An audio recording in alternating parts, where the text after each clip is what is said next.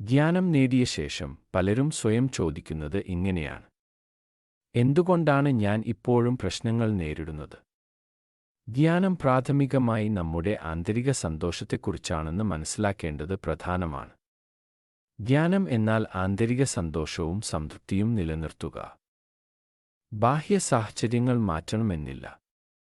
ധ്യാനത്തിന്റെ സാരാംശം നിങ്ങൾ ശരിക്കും മനസ്സിലാക്കുമ്പോൾ നിങ്ങളുടെ ജീവിതത്തിലേക്ക് പോസിറ്റിവിറ്റിയും സമൃദ്ധിയും ആകർഷിക്കുന്നു. എന്നിരുന്നാലും നിങ്ങൾക്ക് ബാഹ്യ യാഥാർത്ഥ്യങ്ങൾ മാറ്റാൻ കഴിയുമെന്ന് ഇതിനർത്ഥമില്ല. യഥാർത്ഥ ആത്മീയ ധാരണയിൽ ഞാൻ പൂജ്യമാണ്, ഞാൻ ഒന്നുമല്ല എന്ന് തിരിച്ചറിയുന്നത് ഉൾപ്പെടുന്നു. അതേസമയം ദൈവം എല്ലാം ആണ്, എല്ലാം ദൈവമാണ്. ഈ സത്യം ഗ്രഹിക്കുന്നവരെ യഥാർത്ഥ ആത്മീയരായി കണക്കാക്കുകയും അവർ ആത്മീയ യാത്രയിൽ വിജയിക്കുകയും ചെയ്യുന്നു. ഈ തിരിച്ചറിവ് അഗാധവും പരിവർത്തനപരവുമാണ്. ഇത് ദൈവവുമായുള്ള ആഴത്തിലുള്ള ബന്ധത്തിലേക്കും ജീവിതത്തെക്കുറിച്ചുള്ള വ്യക്തമായ കാഴ്ചപ്പാടിലേക്കും നയിക്കുന്നു. ധ്യാനം നേടിയാലും മനസ്സിന് എപ്പോഴും മാറാനും നമ്മെ മാറ്റുന്നതിനായി സ്വാധീനിക്കാൻ ശ്രമിക്കാനും കഴിയും.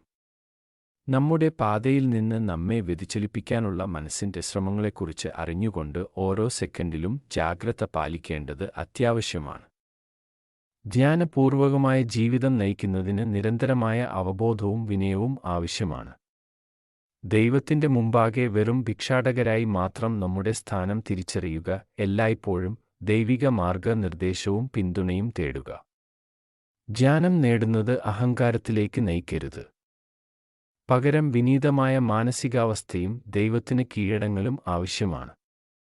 ഈ വിനയവും കീഴടങ്ങലും സന്തോഷകരമായ ജീവിതം നയിക്കുന്നതിനും ആത്മീയതയുടെ ഉയർന്ന ഘട്ടങ്ങളിലെത്തുന്നതിനും പ്രധാനമാണ്.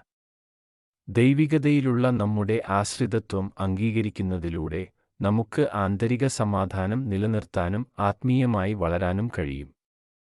ആന്തരിക പരിവർത്തനത്തിന്റെയും ആത്മീയ വളർച്ചയുടെയും ഒരു യാത്രയാണ് ധ്യാനം.